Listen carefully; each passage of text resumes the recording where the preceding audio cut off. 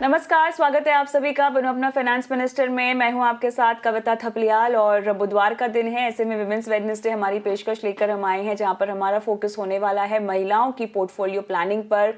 निवेश के हर गुर से हम उनको रूबरू कराएंगे, बताएंगे कि कैसे इक्विटी बाजार में कामकाज होता है, कैसे वो अपनी निवेश रणनीति बना सकती हैं। भले ही आप एक हाउसवाइफ हो या कामकाजी महिला हो, रिटायर हो चुकी हो, रिटायर होने वाली हो, या अपनी पहली सैलरी को लेकर बहुत सारी ख्वाहिशें और उम्मीद आपने बनाकर रखी हुई है, हम आपके साथ आपका हाथ पकड़कर कदम से कदम मिला रहे हैं आपकी फाइनेंशियल सफर में आपको आगे ले जाने के लिए।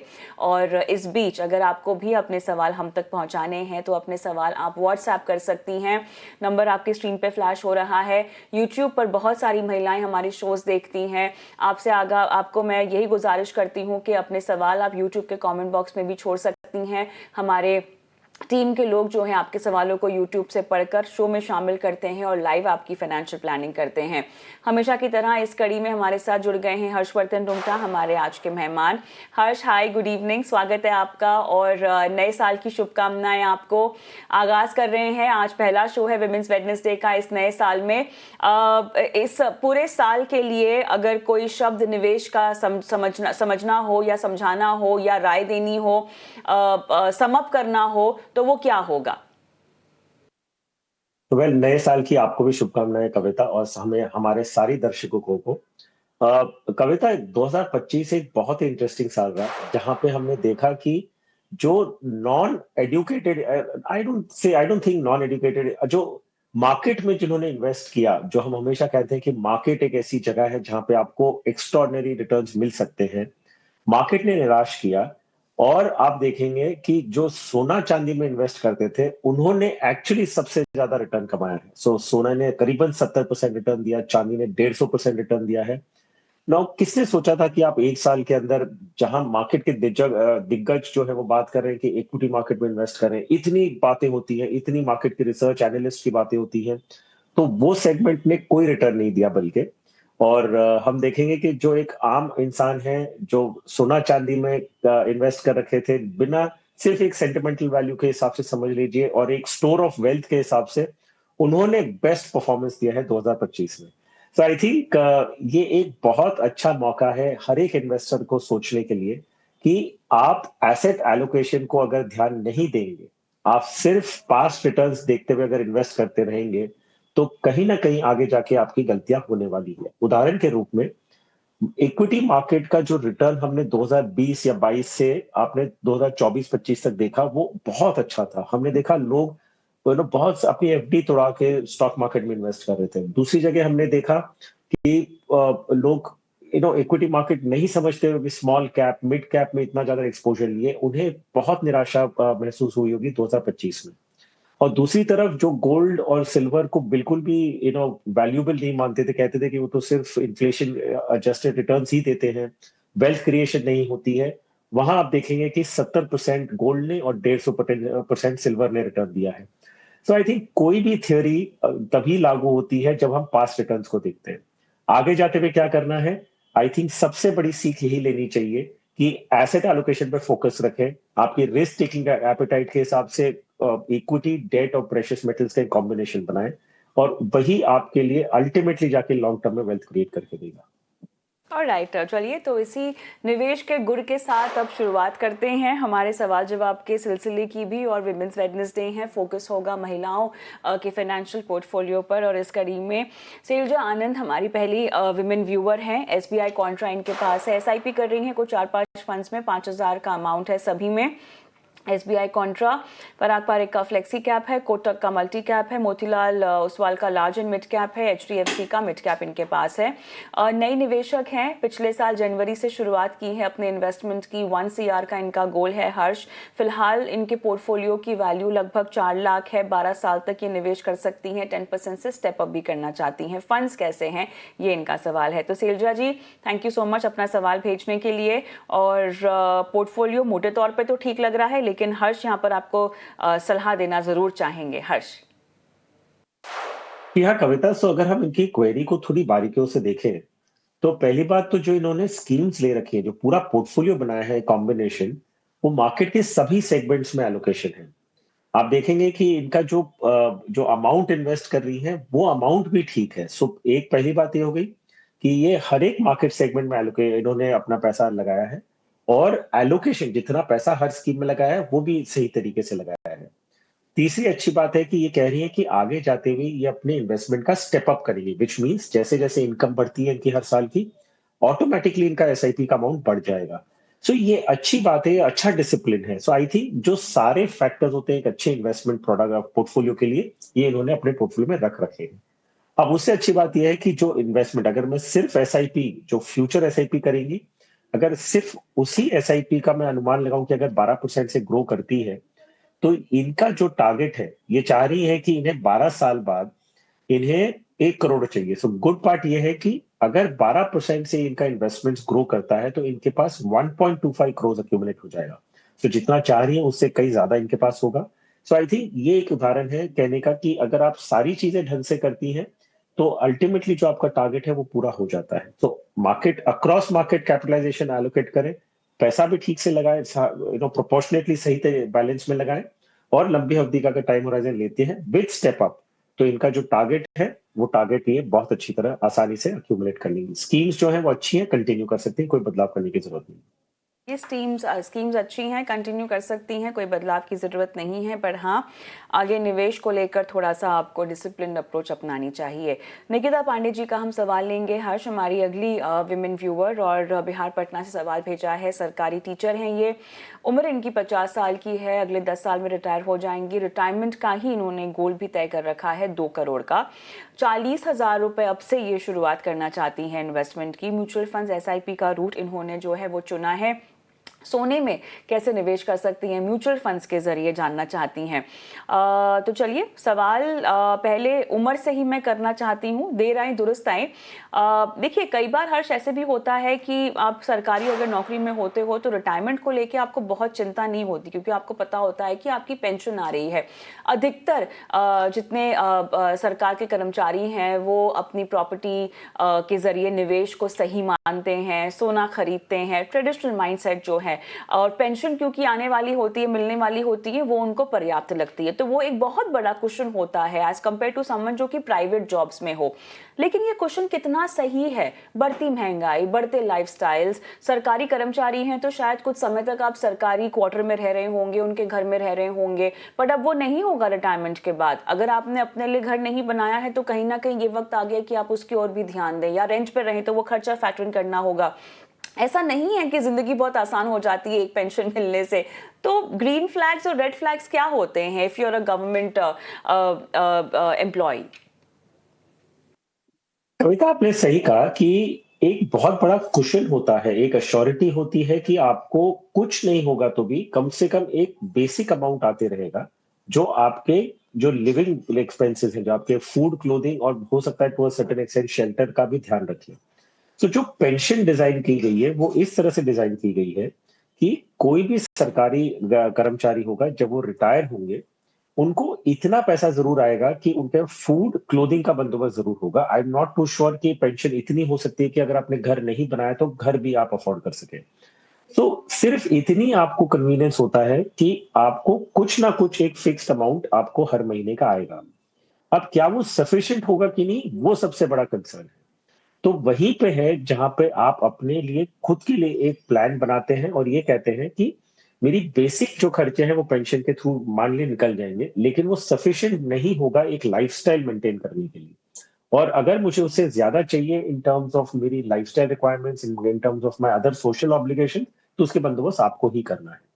तो ये ध्यान रखना बहुत जरूरी है, इररिस्पेक्टिव कि आप एक गवर्नमेंट एम्प्लॉय हैं।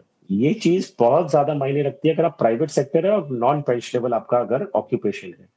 तो आज जो आप सैलरी ड्रॉ कर रहे हैं, जिससे आपके खर्चे निकल रहे हैं, वो एक ना एक दिन बंद होने वाली है। अगर वो सैलरी बंद हो जाती है तो आपके महीने के खर्चे कैसे निकलेंगे? ये चीज की जो नॉलेज है, इस चीज का जो अवेयरनेस है, वो आपको पहले दिन से आना चाहिए। जिस दिन आपने जॉब ज्वाइन किया और आपको पता है कि आप पेंशनेबल नहीं है, तो आपको ऐसा पोर्टफोलियो आपके लिए बनाना होगा, ऐसा कॉर्पस बनाना होगा जो आपको पोस्ट रिटायरमेंट आपकी सैलरी देगा। अगर आप गवर्नमेंट एम्प्लॉय हैं तो इतना उम्मीद रखिए कि एक छोटा हिस्सा आपकी जरूरतों का पेंशन से पूरा होगा, बाकी आपको खुद के लिए बंदोबस्त करना है। तो आई थिंक रिटायरमेंट की प्लानिंग जो है वो आपकी फर्स्ट सैलरी से शुरू होनी चाहिए। आप अगर जल्दी शुरू करेंगे तो आसानी से आप एक अच्छा कॉर्पस इकट्ठा कर पाएंगे। अगर हम निकिता जी की बात करें तो ये आज 50 साल की हैं और 60 साल, सो विच मीन इनके पास सिर्फ 10 साल अभी है इन्वेस्टमेंट के लिए। अब इनकी प्रॉब्लम्स क्या आएगी फ्रॉम दैट एंगल में खाली बता रहा हूँ। ये कह रही है इन्हें महीने का 40,000 इन्वेस्ट करना है और जो कॉर्पस इकट्ठा करना चाह रही है वो है 2 करोड़। अगर मैं अनुमान लगाऊं कि 12% से अगर इनका पोर्टफोलियो ग्रो करता है, और हम ये भी इंक्लूड कर रहे हैं कि क्योंकि इनका टारगेट बहुत अग्रेसिव है, इनका पोर्टफोलियो भी अग्रेसिव करना होगा। हम इन्हें हाइब्रिड या डेट फंड्स नहीं दे सकते क्योंकि इनको हायर रिटर्न्स की जरूरत है अगर ये कॉर्पस अक्यूमुलेट करना चाहती है। तो अगर पूरा 100% इक्विटी पोर्टफोलियो बनाती है जिसमें 12% का अगर अनुमान लगाते हैं तो भी ये पोर्टफोलियो 10 साल बाद 92 लाख का बनता है। इनकी जरूरत है 2 करोड़ की। तो क्योंकि आप 50 साल की उम्र में ये इन्वेस्टमेंट शुरू कर रही हैं तो आपका इन्वेस्टमेंट अमाउंट डबल करना होगा अगर आपको 2 करोड़ का टारगेट पूरा करना है, जो हो सकता है बहुत मुश्किल हो।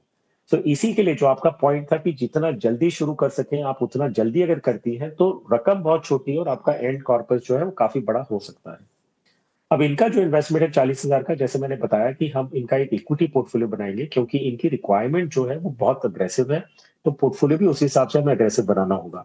अगर कोई कारण से आप निकिता जी कंफर्टेबल नहीं है फुल 100% इक्विटी से, तब आप फिर से हमें बताइएगा तो हम एक थोड़ा मॉडरेट पोर्टफोलियो बना सकते हैं। फिलहाल के लिए आप एचडीएफसी बीएसई सेंसेक्स फंड में 20,000, निप्पॉन इंडिया मल्टी कैप में 10,000, आईसीआईसीआई प्रू वैल्यू फंड में 10,000, इस हिसाब से आप शुरू करें। क्योंकि एक्टिवली मैनेज फंड है, मैंने कहा अगर आप कंफर्टेबल नहीं है या आपको ये समझ नहीं आ रहा है कि इक्विटी की वॉलिटिलिटी क्या होती है, तो ये पोर्टफोलियो 1 साल बाद फिर से रिव्यू करिएगा और फिर आप फिर से क्वेरी भेजिएगा ये देखते हुए कि आपको पोर्टफोलियो कुछ मॉडिफाई करना है, और फिर हम उसमें और बदलाव करने के सजेशन उस समय दे सकेंगे आपको। ऑलराइट, वक्त है छोटे से ब्रेक का, लेकिन जल्द लौटते हैं।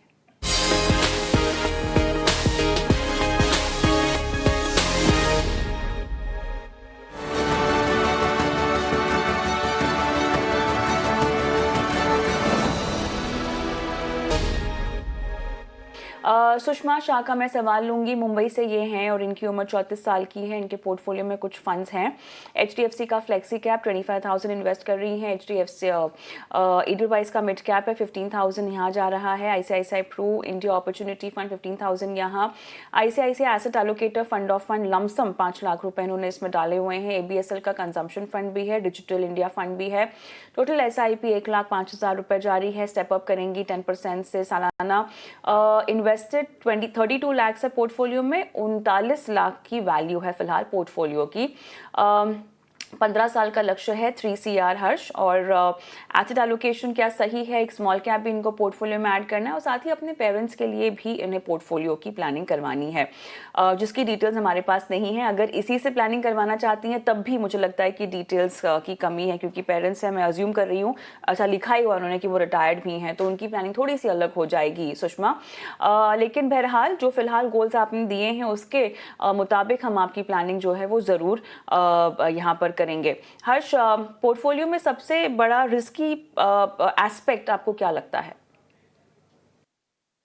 तो वेल कविता, इनके पोर्टफोलियो को अगर देखें तो इनके पोर्टफोलियो में थीमेटिक और सेक्टर फंड्स भी हैं।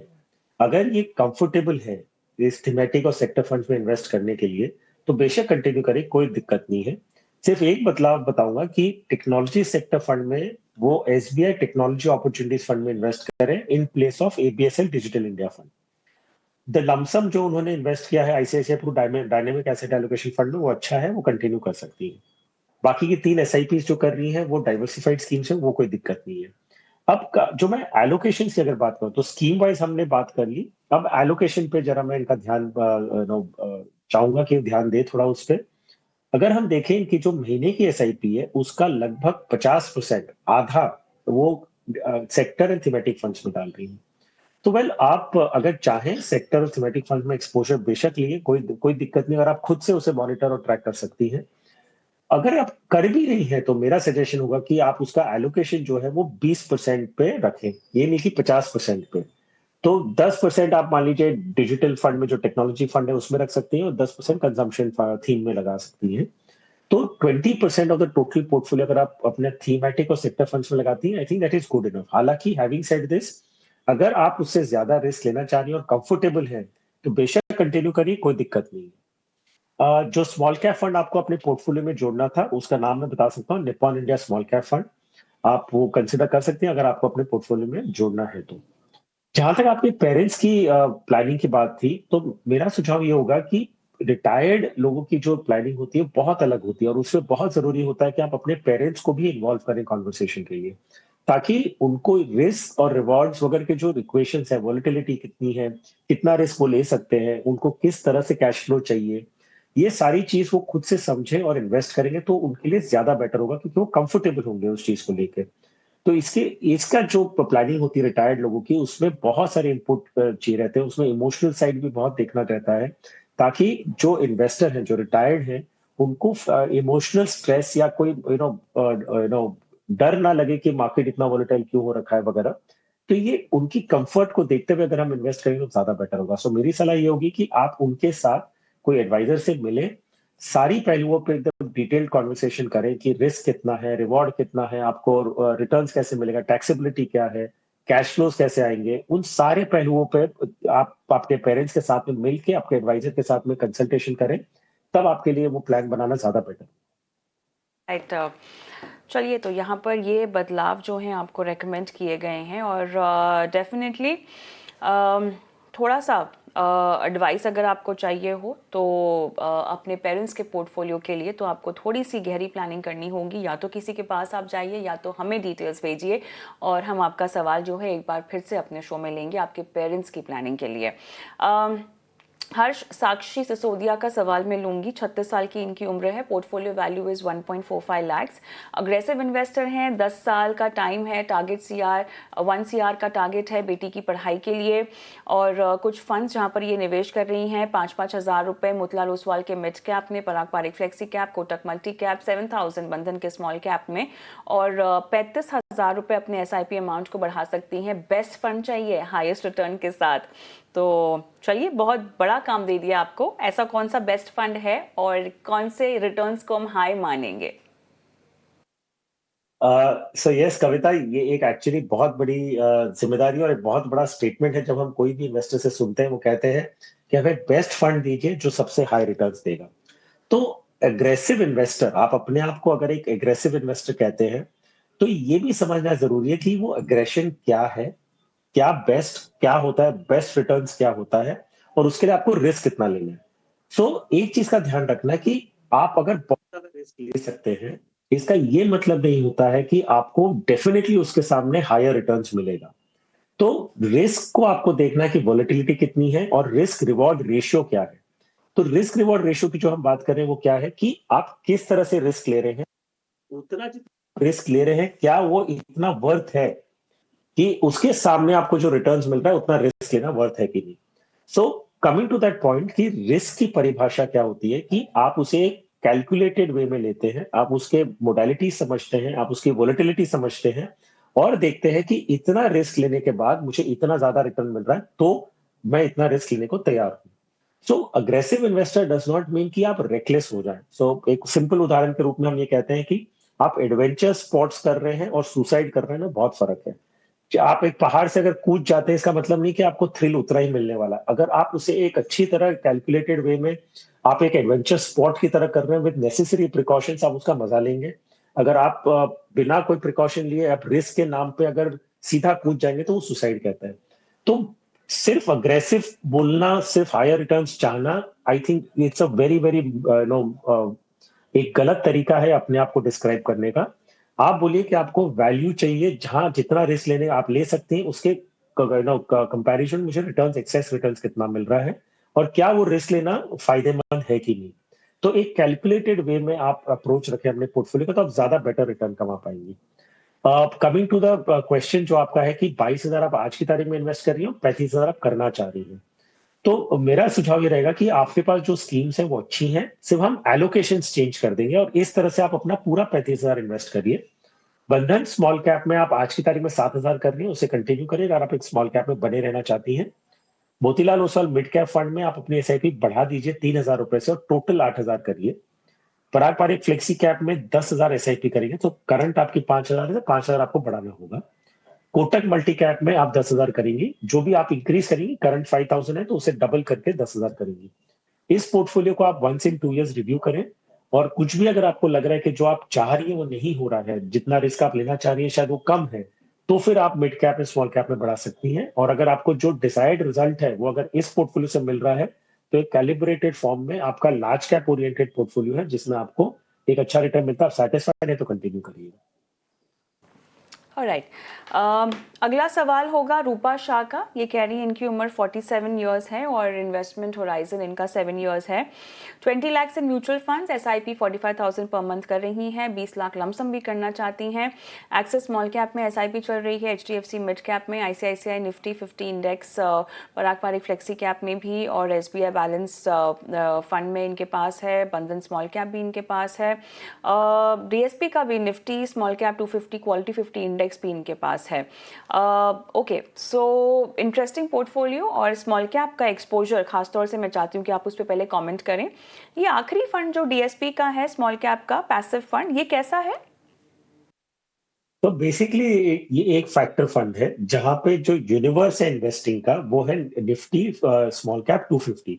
तो निफ्टी स्मॉल कैप 250 की जितनी कंपनीज हैं वो पहले वो आइडेंटिफाई होती हैं, उनमें से क्वालिटी फैक्टर लगाते हुए 50 कंपनी को सिलेक्ट किया जाता है। So quality factor basically index है।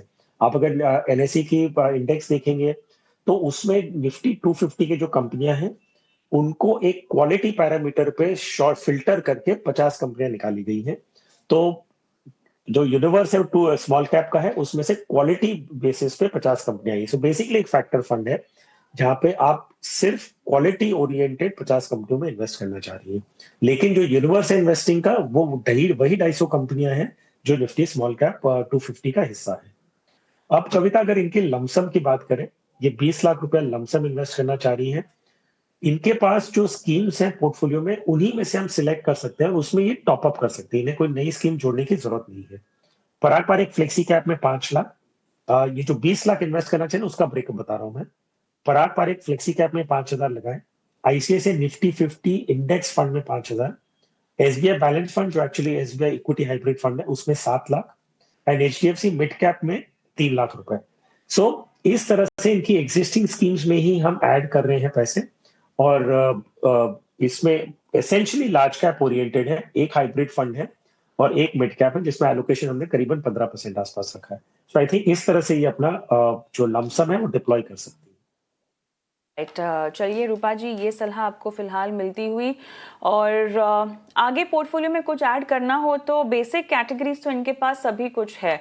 कोई स्पेशलाइज्ड कैटेगरी आपको लगता है इन्हें ऐड करनी चाहिए? आई थिंक कविता, जिस हिसाब से हम देख रहे हैं कि इनके जो जितना इंफॉर्मेशन उन्होंने दिया है इसमें इनके पास डेट बहुत लिमिटेड है और प्रेशियस मेटल्स कम है। सो आई थिंक अब मल्टी एसेट फंड एक अच्छी स्ट्रेटेजी होगी जहां ये लमसम ऐड भी करती हैं अगर, तो इनके पास equity debt and precious metals का कॉम्बिनेशन हो जाएगा। तो अब पिछले साल की जो हमने बात की कि precious metals have done very well, तो इनके अगर पोर्टफोलियो प्रेशियस मेटल्स नहीं है और सिर्फ इक्विटी है तो वहां पे इन्हें ओवरऑल पोर्टफोलियो लेवल पे निराशा होगी। तो उस हिसाब से एसेट एलोकेशन को ध्यान में रखते हुए मल्टी एसेट फंड अपने पोर्टफोलियो में आगे जाते हुए कंसिडर कर सकती है।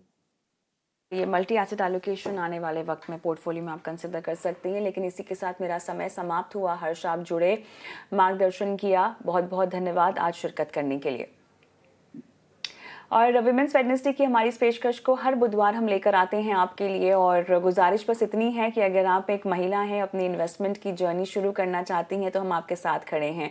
अपने सवाल हम तक पहुंचा सकती हैं। व्हाट्सएप कर दीजिए अपने सवालों को, नंबर आपकी स्क्रीन पे हम फ्लैश कर रहे हैं, और साथ ही अपने सवालों को आप यूट्यूब के ज़रिए भी पहुँचा सकती हैं, क्योंकि यूट्यूब पर बहुत ज़्यादा महिलाएँ हमें देखती हैं, हमारे शोज़ को देखती हैं। अपने सवाल भेजिए, आपके सवालों को हम शो में शामिल करेंगे। बहुत बहुत धन्यवाद, नमस्कार।